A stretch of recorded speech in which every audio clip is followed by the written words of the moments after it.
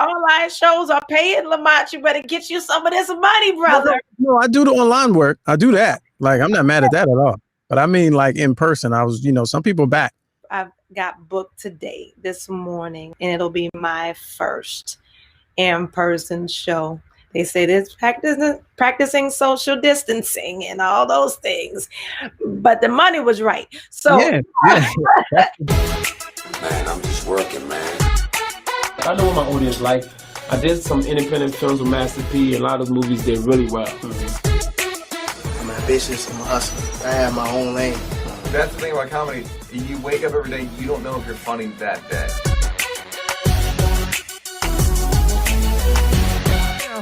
This young lady, I've been trying to get her on the show for a minute. She's an artist, a writer, director, stand-up comedian, and just recently I found out that she was a major like activist, like the real kind. And so I wanted to get her on the show to talk about everything that she has her hands in. Please welcome to the show, ladies and gentlemen, Algiers Diamond. I'm gonna use your stage name. Can I do that? that is fine. Hi. What's up? Can you hear me? Yes, I can hear you. Good. I say that about your stage name because I've seen your name in other places, but I don't know how often you use it. Listen, I use it when it's important, like when it needs to be used. You know what I'm saying? Okay. So we just call you Algiers. Yeah. Right? Yeah. And I met you. Now that's in reference. Give us a little bit about your background because that's in reference to where you're from, correct? Yes. From New Orleans and a place called Algiers. So that's the 15th ward. And what happened was some friends of mine was like, listen, you made it. Like you made it out of, it's a real hard spot. 15th ward. I got the Fisher Projects. It's a hard spot. And they were like, you made it. You our diamond. You our diamond out of the rough. So we go call you Algiers Diamond. And it just stuck. I like it. Yeah. Yeah. I didn't even know. And I met you as a stand-up comic. We've done a show or two together, but you were an entertainer and a child prodigy and a vocalist before that. Like, what's your story? What's your background? I started entertainment when I was about 8 years old. Mm-hmm. I was found by an agent and acting teacher. Her name was Lori Jefferson. Shout out to Miss Jefferson. And she took me underneath her wing. She found me in my class, actually. I was sitting in my 3rd grade class. She came and sat there and watched the class. And at the end of the class, she called 3 names. Myself, a young woman named Crystal Selico, and a guy named Keelan Forrest. And I thought I was in trouble. They were like, well, you want to talk to your parents? I'm like, talk to my parents? Oh, Lord, And it was for the theater project so that she could put me in Talented in Theater. She thought I had what it took. And she coached me and taught me the ropes to the entertainment business. Now, those 3 people, do you remember them because you remember that moment, or like are those people you still keep in contact with? I'm still friends with them. Oh, okay, that's what's up. Yes. Yeah. Sometimes we'll remember a name because it was Keith Nim. It was, you know what I'm saying? Because that moment, I don't know where Keith at now. You know what I mean? But that's good that you still with it. So what did you get into? Did you get into singing? Did you get into theater? Like, how far did it take you from there, from that age? Oh, well, first it took me into theater, and then they noticed that I could sing, and I had been singing in the church.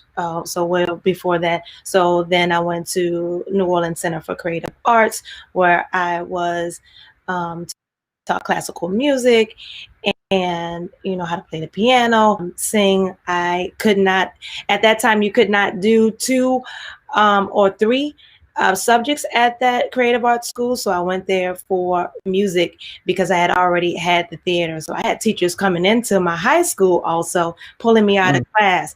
I know how to draw. I was in talent and art. Yes, I had a special dance teacher and I do it all.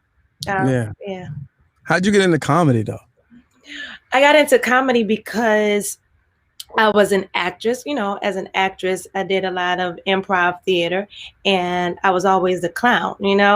I really did a lot of comedy theater and a lot of comical roles. I have an award for a role that I did on this web series called Sister Wives, and we had a black husband, and I was the second wife, and I was the comedian on that show, and that took me to Los Angeles and the San Diego festivals where on a web series.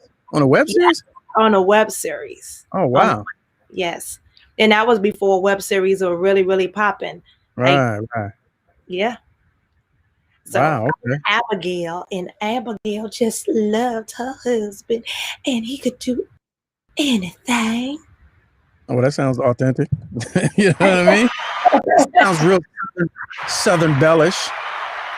All right, so you went to Cali. You got what representation? You did some work out there. I've done work all over, and what happened was I did a movie, a short film called The Bedroom, and in The Bedroom, I went to the Cannes Film Festival. I went to the Pan-African Film Festival in Los Angeles. I went to San Diego, New York, all those places, and I met a director. The director, her name is Danielle Ross. She's such a sweetheart, and I was afraid. She was surrounded by big names. Gabrielle Dennis, I had seen her on The Game. I had seen her, all these. When she played with Houston, like yeah. About these, I walked up, take place, and like, oh, I know who you are, and I was like, what? You know who I am? And so she linked me with Gabrielle Dennis and so many other people. And Gabrielle, as an actress, she was like, girl, you need to get your butt on that stage and start doing some stand-up. She said, when we don't have any jobs to do, we are doing stand-up. It keeps you crisp, because it's like writing your own script. Yes. She said, you can become and do, and you have the stage presence already. You just need to get on that stage when you're not working so that you're crisp. And that's what I did. Nice. Yeah. All right. So what brought you, you're on the East Coast now. What brought you to the East Coast? I was always kind of on the East Coast. I was in the military. That's another thing. Okay. I was in the Army. So I went to the Army at 17. My story is crazy, Lamont. Yeah, I didn't even know. This is new. I'm reading this for the expert. I didn't even know you was in the military too. Yes, I was in the Army as a network engineer, working on computers. I'm a computer geek. That's another thing. Didn't even know that. You got 7 hats. We up to 7 now. So yeah, I used to work for Donald Rumsfeld at the Pentagon, all those things, and that was outside of the military. So I got here through the military, and I was stationed, and it kind of like stuck. Okay. Yeah. Now the reason why I said it that way is because I ain't trying to be like, yeah, because you live out what you say. I wasn't even, but your activism has put you on the map in your area, and that's really what I wanted to talk about, because in this climate, we're seeing a lot of people really jump out there. You know what I'm saying? And for whatever reason, but to be able to be in the midst of all of this that's going on, and find your voice and then bring others to you, I think is a big deal. Can you kind of touch on what it is that you're doing by way of the community organizing that you're doing? Because that's what you are. Community organizing. You like Barack before the Barack.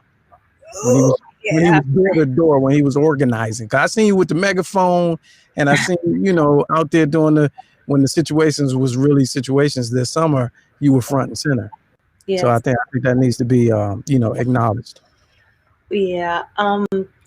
I've always had a heart for a community and community building, and making sure that the village was okay. I'm a big stickler for that, because I have 4 beautiful children whom I want to be able to pass down a beautiful world, a place where they can raise their children. So I live in a small area in Virginia. It's a small area, and it was a red area. And throughout bringing the people in the community together that weren't, that didn't even know that they were here, we turned our area blue. Mm. I started a group on Facebook called Stafford Black, BLACC. It's called Building Love and Close Connections. And so I started to get the people from different places around me, like Fredericksburg. We have people in Richmond. We have people in Woodbridge, all those places. And so it's now a community. And so I brought the community together so we can have someone to talk to or someone to ask about. If one of our kids were having issues in school, who do we turn to?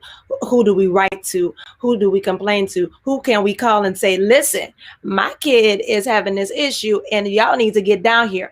Who do we get in to mobilize? And so with Black coming together, then that brought together teachers, lawyers, business people, folks who own restaurants. I mean, we have a bit of everything in that group. And so now the village can speak to each other.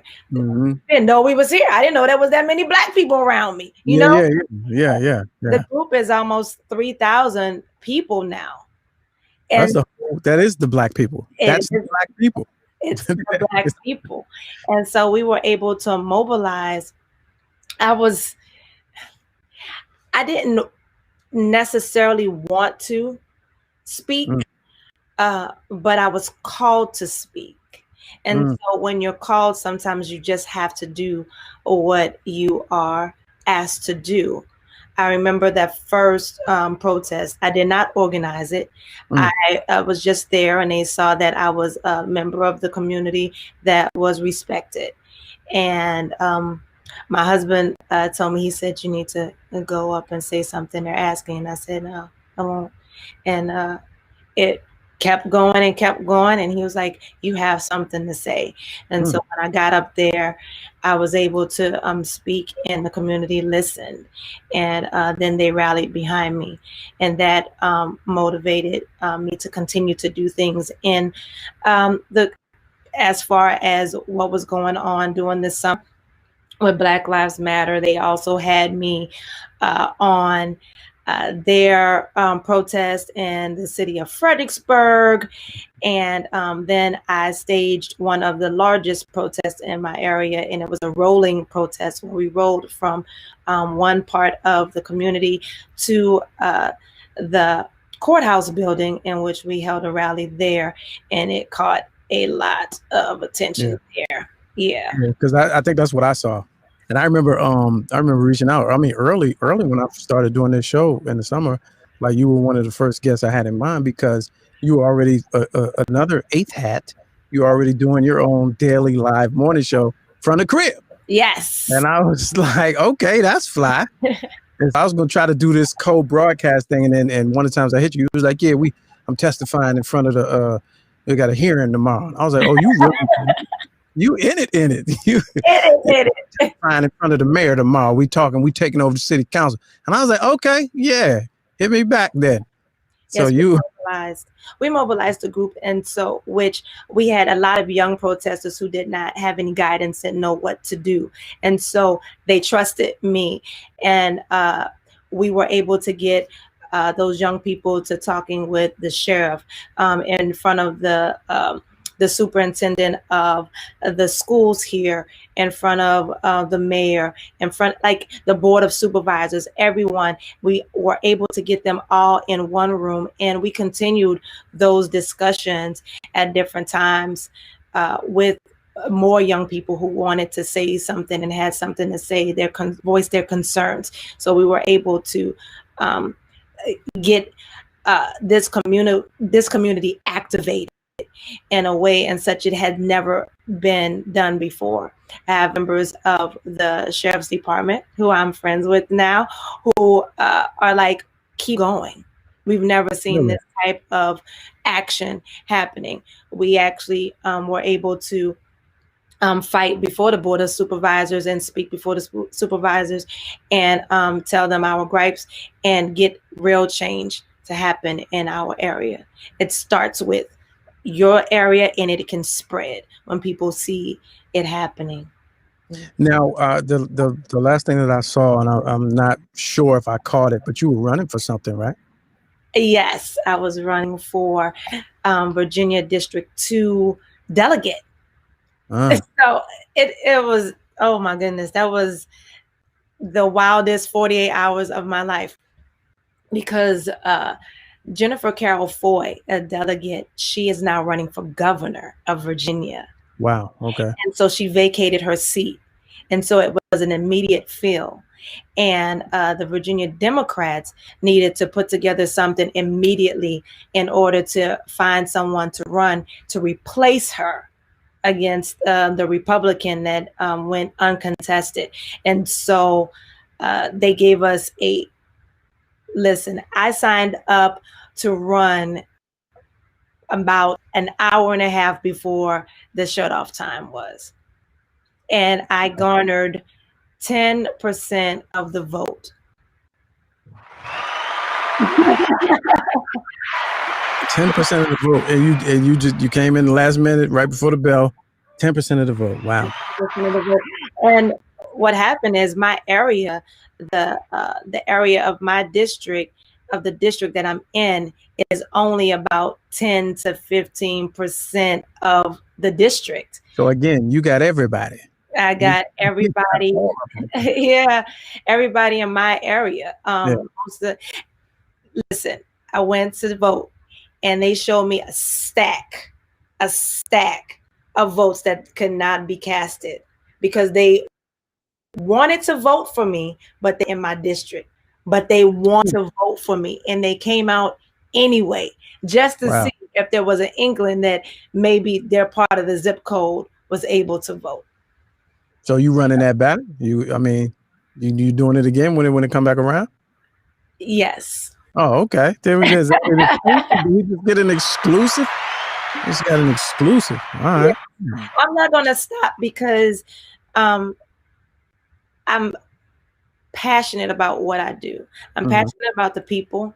I'm passionate about change. And if I can do that and still, do what I love as an entertainer, I will continue, because I can be at the State House in Richmond and then go do a show, that night. Yeah. So that's the next question. Are you working? Are you gigging? Are you back to gigging? Because I have not. Okay. I am gigging. Oh, all right.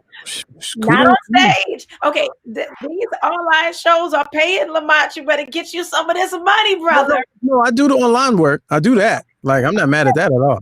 But I mean, like in person, I was, some people back and, I'm not there yet. I've got booked today, this morning, for a show on February 28th, and it'll be my first in-person show. They say there's practicing social distancing and all those things, but the money was right. So yeah. I was like, I can pay. Yeah, sometimes that money, you got to travel, or is it near? It's near. It's near. Oh, that's half the battle. Yeah. That's half the battle. That helps with the decision. It's that whole, for me, getting on the plane and all that. I ain't there yet. Oh, I'm not getting on nobody's plane. Yeah, I ain't there yet. No. I can get in my car and I can spray some Lysol in my car and I can rub myself down with some hand sanitizer. Yeah, that's it. And I take that microphone and I got my microband and I'm gonna spray that thing too, and I'm gonna spray everybody around me, and they better be wearing masks, okay? Do you have you had any situations where people who know you as being a comedian, this is what I deal with. People know you being a comedian, don't take you serious with your political activism hat, and people that know you from the politics arena feel like you only need to do that.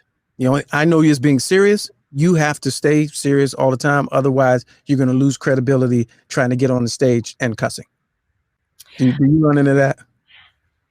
There's been people who told me I need to clean up you know, some of the things that I have online, but that's not me. Like, I don't say anything that that I feel is derogatory or wrong or against the stance of who I am. So uh, those people have told me you need to, you know, maybe close down your Instagram, close down your YouTube. For me, I am me. You know, just because I'm a comedian, just because I'm an entertainer, doesn't mean that I don't have the capacity to lead and lead well, or and speak well. And I am a mother. I am a wife of almost 20 years. Mm. I am a military veteran. Mm. I am a network engineer. I started engineering and all those things when I was found for theater and acting. You Yeah. know, my teacher allowed me to take apart a computer, and he said, if you take it apart, you have to put it back together. And I did that in third grade. So Okay. these are things that was just inputted in me. And now I will not hold back myself from speaking out or doing or being a part of any movement, because I'm not afraid anymore. And Yeah. I'm not afraid of what people say or what they, you know, the he said, she said type stuff anymore. I don't care. Those people's opinions don't bother me. There you go. There you go. What's your 2021 goals? My 2021 goals, Lord. Okay. If you got one, if you got one, give me one good one Um, that involves everything that you're into, that you're interested in. okay, so a goal. I I just don't want to limit myself. Okay, that's Yeah, fair. yeah. I don't want to limit myself. I'm right now working on directing a movie. Yeah, I saw that too. I'm like, well, what do you don't do? What do you don't do? Like the real kind though. Like you had the headset and then chair with your name on it. Yes. What's that project about? It's called We Go Deep. It is a comedy, a romantic comedy, actually. And I'm actually in that movie also, but I'm playing an elder. I'm playing somebody, mama in that thing, somebody old mama. So it's going to give me another just layered and dynamic to my acting. But Rob Gordon is in it. I got to direct him. Candy, she's one of the housewives of Potomac. She's on it. Oh, I mean, it's a deal. It's a big deal. yeah. And so I'm excited about that. That comes out later on this year. Now, how did that land in your life? I mean, do you have a directing resume? How did that just become a thing? My acting resume. This Okay. The writer. His name is Marlon Green. I performed for him. Yes, I was in Marlon's plays as the comic, and in some of his plays. One of his plays, I played 3 characters. Oh, well, that'll do it. I played 3 characters in one play. And at that time, I was in his play playing 3 characters, and I was in 2 other plays during the DC Black Theater Festival. So I was in 3 different plays, and I was 5 characters. Nice. Yeah, that shows your range. Yeah, I auditioned for a theatrical project a few years ago for Marlon. Yeah, I didn't make it though. I don't know what happened. Was it the one with the angel? No, this was way back. This is about 7, 8 years ago. It was way back. I don't know if I it might have been the one I was in. It could have been. I can't even remember what it was about. But I remember Marlon. Say it again. Was it Stomp the Devil? Stomp the Devil. Was that like a church play? Like one of them? It might have been. It might have been. Yeah. I don't know. But that's what's up, though. I'm glad. It's good to see you. I'm sorry. Yeah, I work with Marlon, and Marlon, he was like, you have the ability to be a great director, because I direct myself, you know. And so he asked me he gave me the script. I read it. I told him, yeah, sounds good to me. And so I'm doing it. Matter of fact, I'm wearing a T-shirt right now from a project that I worked on with the high school. It's called the Celia Project, in which I helped direct, and I coached as an acting teacher and coached a young lady into an award for best Nice. actress. Okay. And that's that. Obviously, that's that military conditioning, which allows you to operate on 3 hours of sleep, because there's no other way that you can get all this done without not going to bed at night. I mean, gee whiz. And 4 kids. Yeah, that too. Yeah. And a husband. And oh goodness, that's the one that take up all my time right there. As he should. As he should. As he should. Wait a minute, Lamont. That's what's up. Well, hey, listen, I'm glad you spent a little time with us to share your story. I wish you complete and utter success. Thank you. And we'll talk soon. Yeah. Thank you so much.